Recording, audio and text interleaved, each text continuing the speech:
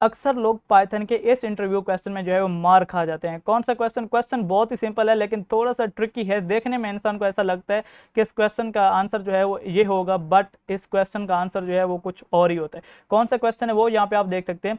What is the output of bool boolean boolean जो हमारे पास बूल function होता है, ये बेसिकली बूलियन जो है वैल्यूज को वो रिप्रेजेंट करता है। तो यहाँ पे इसके अंदर वैल्यू दी गई है फॉल्स।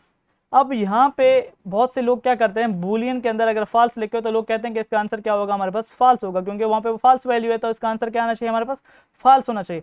लेकिन ऐसा नहीं है। अगर आप गौर से देखें तो ये जो फॉल्स लिखा हुआ है बेसिकली ये सिंगल कोट्स के अंदर लिखा हुआ है। तो ये बेसिकली एक स्ट्रिंग लिखी हुई है, नॉट अ बूलियन वैल्यू।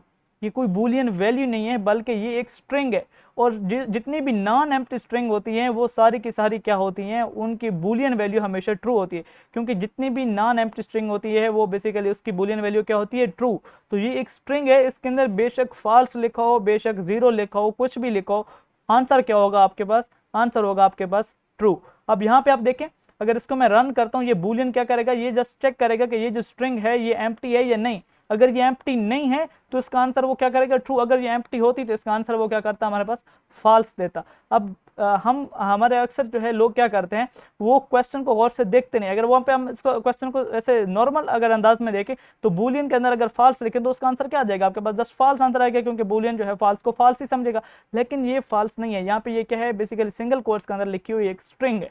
ठीक है, जब मैं इसको रन करता हूँ तो यहाँ पे आप देखें आपके पास क्या आंसर आता है। जैसे ही मैंने इसको रन किया तो यहाँ पे आपके पास आंसर आया ट्रू। अगर इस लिस्ट को मैं कर देता हूँ एम्प्टी, ठीक है, इसके अंदर से मैं ये फॉल्स हटा लेता हूँ। जैसे मैंने इसके अंदर से फॉल्स हटाया और मैं इसको दोबारा से रन करता हूँ तो यहाँ पे आप देखें अब इसके हमारे पास आंसर क्या आएगा, अब इसके पास हमारा आंसर जो है हमारे पास क्या है, फॉल्स है।